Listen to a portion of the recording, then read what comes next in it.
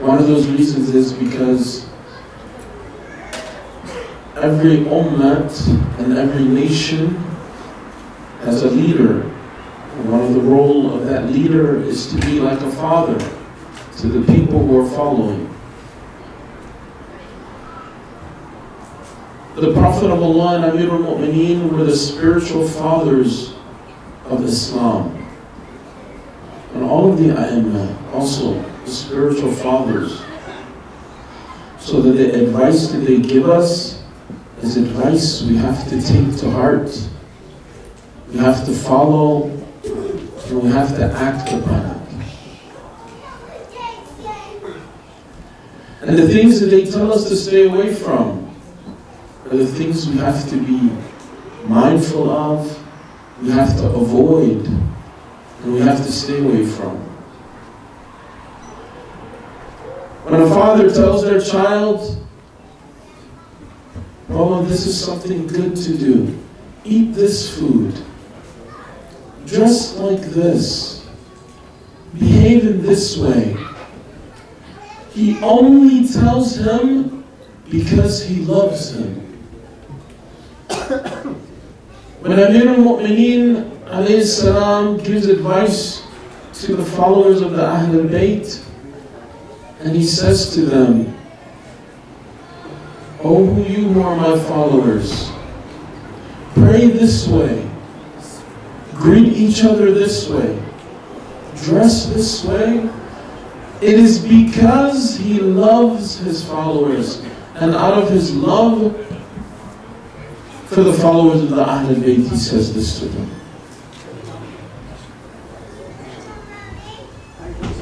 The Ahl al-Bayt have reminded us to follow them and to follow in their footsteps. That by following them, this is the one way that we can be sure that we haven't made a mistake and we haven't gone on the wrong path. Imam al-Sadiq alayhi salam, he said, we recite every day when we pray, we say, إِيَّاكَ نَعْبُدُ وَإِيَّاكَ نَسْتَعِينُ. We say, إِهْدِنَا الصِّرَاطَ الْمُسْتَقِيمِ. Every time we pray, we're asking Allah to guide us to Sirat al-Mustaqim. Someone asked Imam al-Sadiq alayhi salam, "What is Sirat al-Mustaqim?" He said, "Sirat al-Mustaqim is Ali ibn Abi Talib."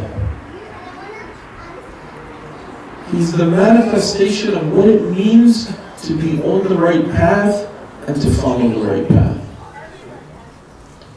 So any person who wants to be on Sirat al-Mustaqim has to be with Ali ibn Abi Talib. There's no other way about it. How powerful is the wilayat and love for Amir al-Mu'mineen? Everything we connect to something. If a person says a word, maybe something comes to our mind. What comes to our mind when someone says Ali? The person who was on the battlefield.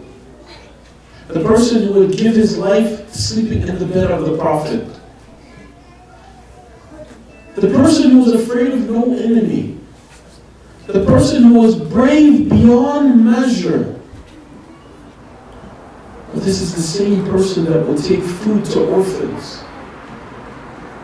This is the same person that was so kind to the person who was not kind to him. He's truly, when they say Mazhar al-Ajaib, Amir al-Mu'mineen is the manifestation of all of these things. Usually when someone is extremely brave, maybe they're not that kind. Or they're extremely kind, maybe they're not that brave. He's the combination of all of these beautiful attributes and all of these beautiful sifat. for the love of the Ahlul Bayt, for all of the people who are fathers, and all the people with the names of Ali and Haydar and Amir. Please recite one loud salawat.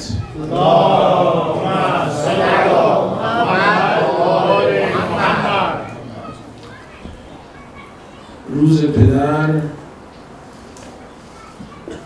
بر همه پدران مبارک باشه و ما ابتداءً به پدر معنوی این امت که امام عصر هست تبریک میگوییم. پیامبر اکرم و امام علی پدران این امت معرفی شدند. نقش پدر یکی از نقش‌های مهم نقش راهنمایی است، نقش الگو.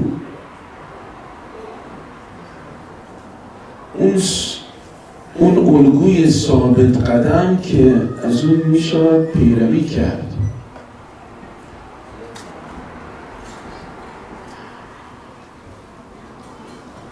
سوال میشه که یک شخصیتی مانند امیرالمؤمنین که کمی و کاستی ندارن، که واقعا مظهر عجایب است، که تمام صفات عالی رو در خودش جمع کرده بود، چطور چنین شخصی می شود امیرالمؤمنین؟ باید دقت کرد به این که همین امیرالمؤمنین از کودکی در رکاب پیامبر و خود پیامبر مثل یک پدر ایشون رو تربیت کرد، آموزش داد، معرفت خدا رو بهش معرفی کرد، روش سنت صحیح رو بهش یاد داد و نتیجه این زحمات و این تربیت امیرالمؤمنین است.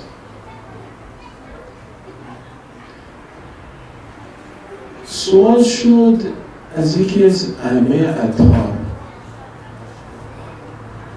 ما پیامبر اکرم را ابوالقاسم صدا می کنیم، علتش چی هست؟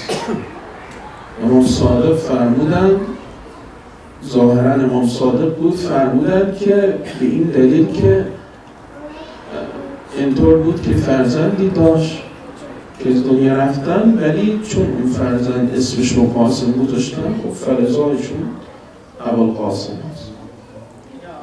این شخص تشنه معرفت بود، اکتفا نکرد به این جواب، گفت فرمود که من این رو شنیدم و این رو میدونم، دلیل دیگری نیست. ببینید کنجکاوی بعضی وقتا چیز خیلی خوبیه. خود ملائکه هم یکی از چیزهای خیلی جالب درباره فرشتگان این است که کنجکاوی دارن، از خدا میپرسن چرا چنین خلق کردی؟ دنیا چطور است؟ اخلاص به چه شکل است؟ از پیامبران هم میپرسن. شخص کنجکاو بود، سوال کرد. خب دلیل دیگری نیست؟ اما مثل قرآن بواطن داره. ما اگر سطح قرآن رو نگاه کنیم یه چیز میفهمیم، اگر درش تأمل کنیم و تفکر کنیم درهای زیادی ممکن است برامون باز بشه. امام دید که نه تنها این کنجکاو هست و اشتیاق معرفت بیشتری رو دارد، بلکه ظرفیتش رو هم دارد، فلذا امام جوابش داد. فرمود که قاسم به معنای اون شخص هست که تفکیک می کند و امیر المؤمنین قسیم است، اون کسی است که تفکیک خواهد کرد. در روز قیامت یک عده‌ای رو به جهنم میفرستند، یک عده‌ای رو به بهشت. یه پارتیشنی اون وسط قرار میگیره، اون همون حقیقت امیرالمؤمنین هست. پس اون قاسم است، قسیم است.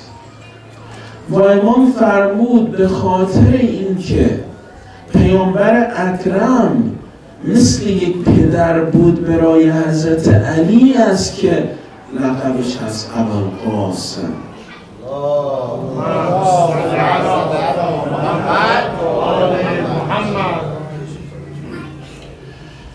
پس ببینین حق پدر چقدر سنگینه، چقدر عمیقه و نتیجهش به چه شکل است. چیزی است که به نباید دست کم گرفت. ما در رسالة الحقوق که یکی از کتب بسیار مهم و زیبا هست، یعنی از اون کتاب هایی است که مسلمان و غیر مسلمان از خوندنش لذت میبرند. توش نکته هایی هست دقیق. اولین عبارت حقوق انسانی به حساب میاد. قبل از سازمان ملل رسالة الحقوق بود. در یک بخشی از این کتاب آمده است حق مادر، حق پدر، حق فرزند. خیلی جالب است که حق پدر را امام سجاد به چه چیزی علیه السلام به چه چیزی تشبیه میکنه. می‌فرماید که حق پدر این است که شما بدانید که آن ریشه های شماست. شما یه درختی رو ببینید، چه زیباترین درخت، بهترین میوه رو داشته باشد، قشنگترین درخت باشد، اون درخت بدون ریشه که درخت نیست. کجا رشد خواهد کرد؟ فرمود که پدر حقش این است که شما بشناسید و بدانید که اون مثل اون ریشه هاست که هر وقتی که به یک خیری رسیدی، یک موفقیتی داشتید، به یک میوه‌ای رسیدید، بدانید که ریشه این میوه کجاست. که فرزندی که موفق میشه، دانشگاه بره، فارغ التحصیل بشه، کار خوب داشته باشه، خانواده خوب داشته باشه و الی آخر، باید همواره حواسش باشه که حق پدرم کجاست، که من که به اینجا رسیدم متعلق به پدر خودم هستم. ناصرات میگه یادتون باشه که هر چه داری از پدرتون داری.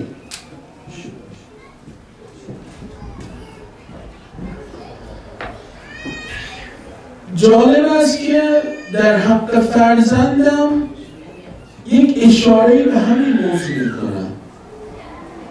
ما چون روز پدر هست، و پدران زیادی تشریف دارن.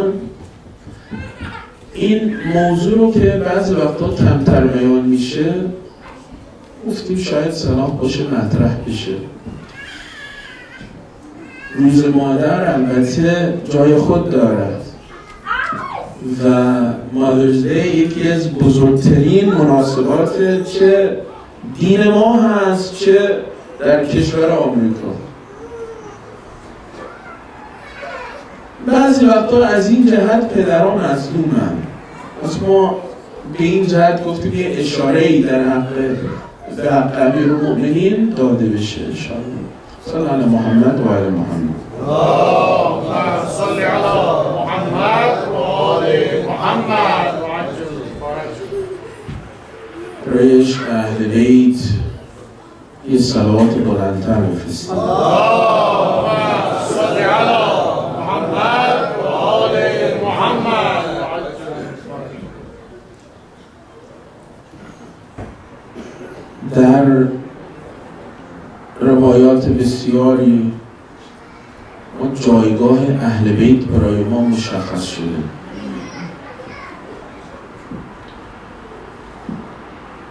این که امام صادق اشاره می کند به این که همون صراط مستقیم امیرالمؤمنین هست و اگر در اون تأمل کنیم که چقدر ما سوره فاتحه رو می کنیم و چقدر طلب هدایت می کنیم، این نشانه عظمت جایگاه امیرالمؤمنین. عظمت.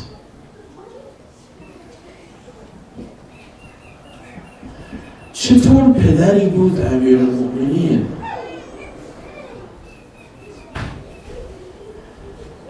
فرزندان امیرالمؤمنین جز خوبی ازش چیزی ندارن یاد کنید.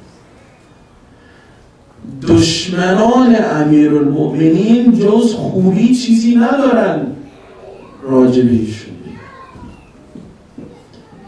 بشناس عظمت یک انسان را وقتی دشمنش شرمنده شه.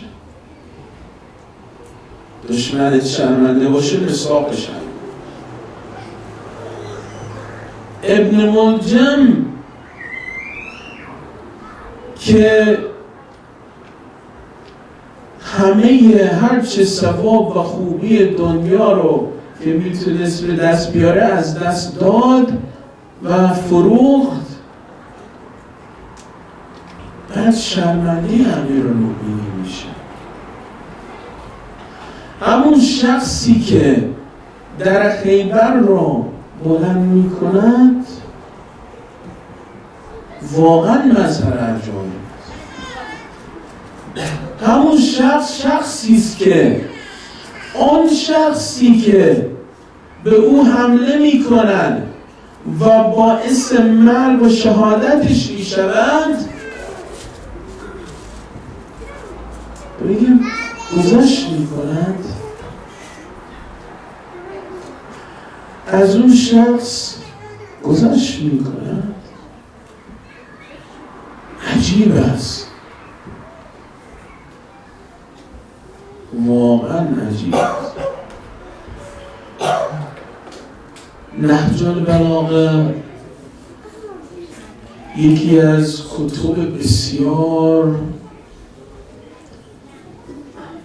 عمیق است. شاید خوندنش با این که خیلی ها میگن نهج البلاغه رو زیاد بخونید، خوندنش با استاد خوندن شاید اثرش بیشتر باشه. بعضی خطبه ها همینطور هر کس شاید استفاده نبرن.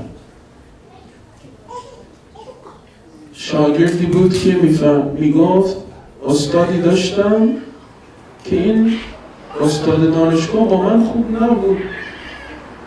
ما گفتیم به عنوان هدیه یک نهج البلاغه رو بهشون بدیم که بلکه یک کم دلش نرم بشه، یک کم گرایش بیشتری به ما پیدا بکنه. واقعا یه هدیه میگن دل رو نرم میکنن.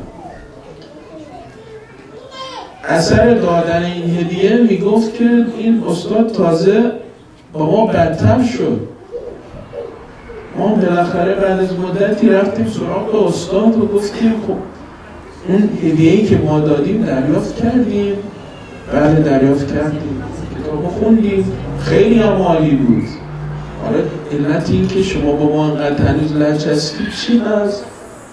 فرمود که شما مسلمان هنوز انقدر بی‌نظمین، در حالی که چنین شخصی رو پیروی میکنین، این امام علی رو دارین و شما اینطور هستین.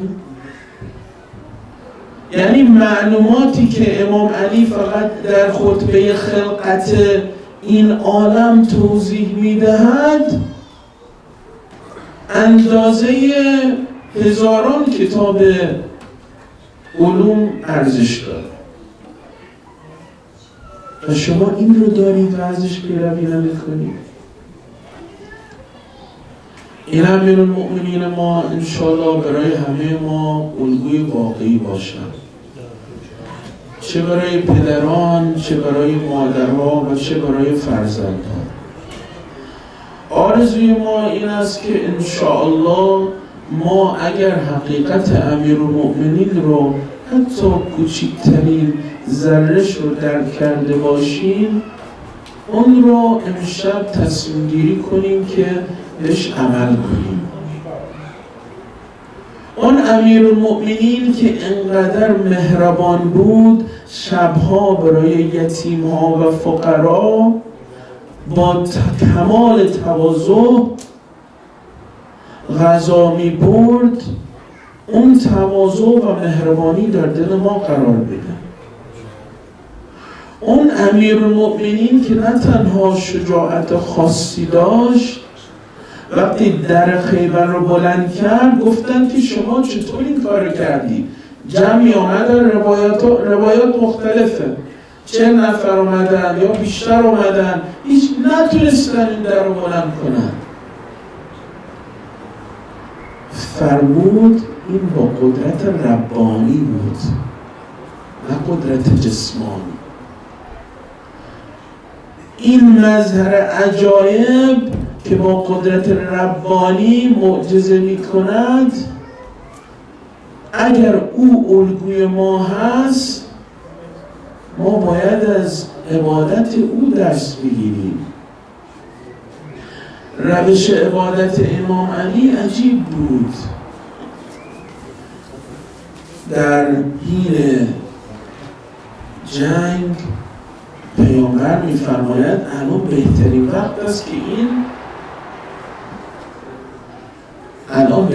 وقت است که این تیر رو از پایشون بکشیم.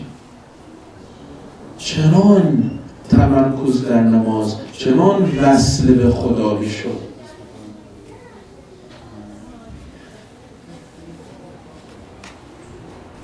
اگر این الگوی ما هست، نماز ما به چه شکل است؟ آیا نماز ما نزدیک این است؟ امیدواریم که در این شب پربرکت، در این ماه رجب، انشاءالله شما دعا بفرمایید، همه اونایی که محتاج به دعا هستید.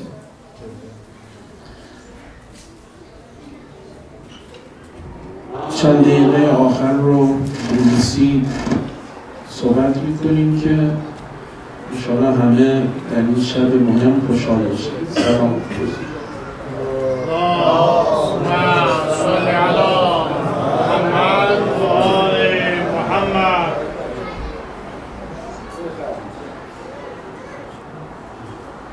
Once the Prophet of Allah ﷺ,